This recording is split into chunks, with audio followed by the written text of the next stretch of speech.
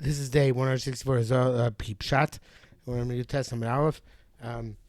20 lines from the bottom. Karsaya Katsauka. I'd like to stress that our title is Zohar Pshat because in today's Zohar there are two levels, as we shall see. But again, we're here for the Pshat. So the Zohar says Karsaya Katsauka. The when the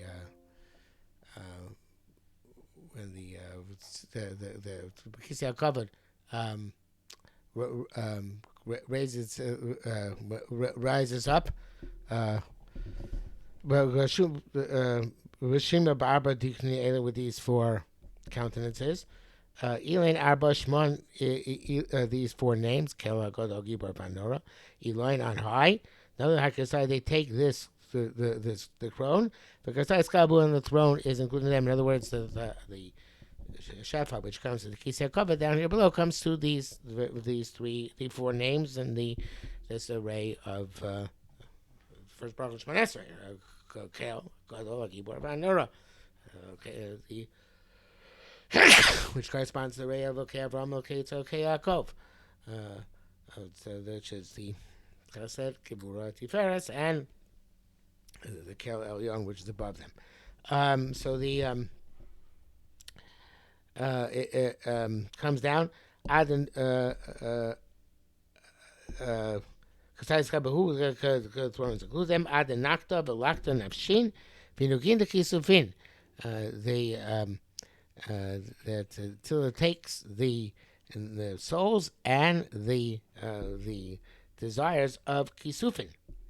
In other words, I assume this means the desire and the souls to be mashpia.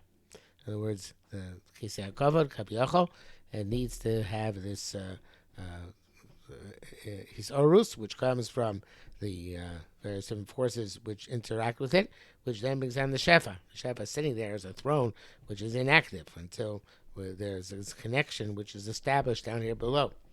Came the Nokta, the Lokta, Inuni, Nugin, Kisufin, and once it gathers and collects, or takes and collects these Inugin and Kisufin, these pleasures, the pleasure here of being mashpia, and the Kisufin, the desire to be mashpia. So then Nachta Maya Kilona, the Maya Anfin Chostar, it comes down with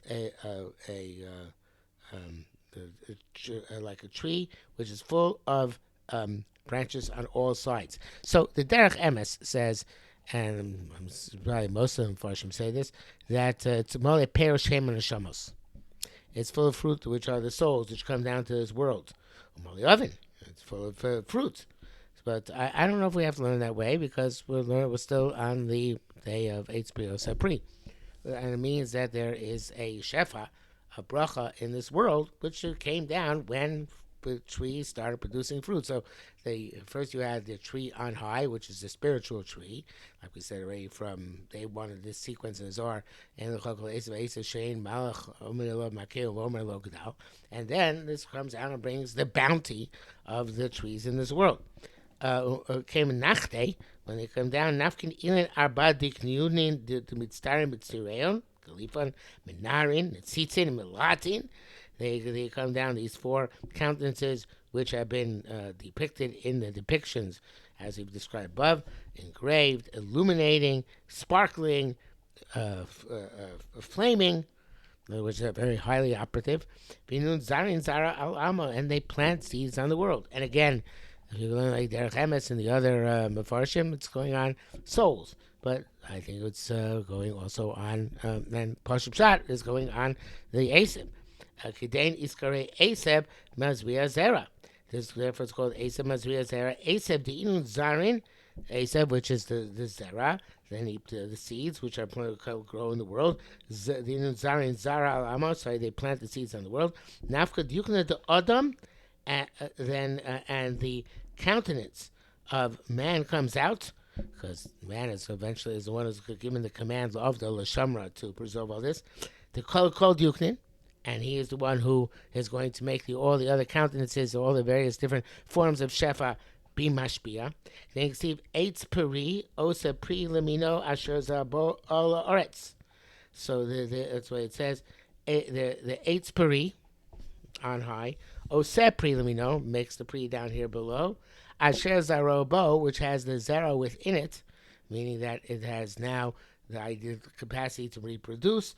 Al oretz on the ground based on what we're doing down here below, and as we know, because I'll say that you need of those shomer that you have to have Adam here, if nothing else, at least davening, in order to have this all be productive. Mikan Now, here, according to the Muslim Farshim, perhaps all of them, it means that the person, we have the Isavat Zaravatala. The person is not allowed to produce seed. Male is not allowed to produce seed unless it's for the purpose of procreation, for the purpose of marital relations. But I don't think we have to learn that way in this context. But it means that if HaKadosh Baruch Hu planted this world in a way which is meaningful, the person has to use this world in a way which is meaningful. And therefore, when you plant something on this world, it should not be for naught. It should be something which is going to be significant, and because there are malachim and spiritual forces involved in it, so therefore you can't just use plant and say, oh, for the fun of it, I guess. No, everything is purposeful. Anything, not just referring to Hotzar Zelavatala on the human level, but Hotzar Zelavatala on a global level.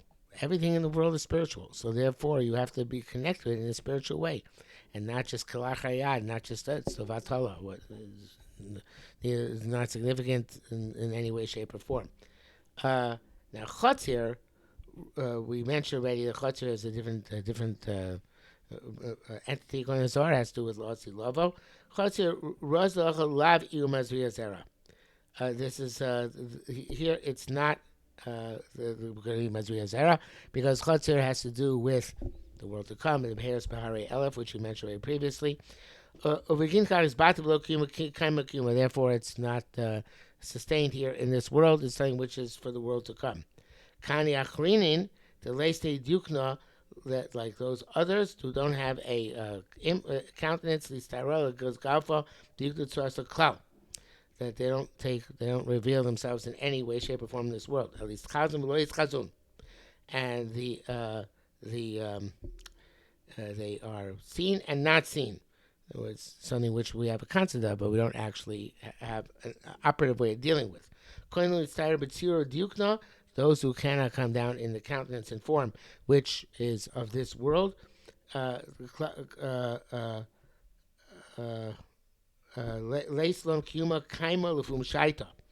don't exist in the existence of this temporary world. And they're consumed in the fire which eats the fire. In other words, that which is eventually going to be manifest, but not in this world. And they go back to as they were. And so to each and every day. That's a fascinating concept. In other words, we're always preparing this world to come, which is a level which cannot exist in this world. And it's like the malachim which come out and say Shira every day and come back to the Nahar Dinor, right? After they say Shira, in other words, there's this powerful, besides the practical forces which have an impact on the world, there's powerful forces which come out temporarily. In other words, they're produced by our Torah mitzvahs, and they seem to have I don't know if they seem, but they will be powerful. They go back to that river of fire eventually. Lossy level, they'll have an impact also on this world as well.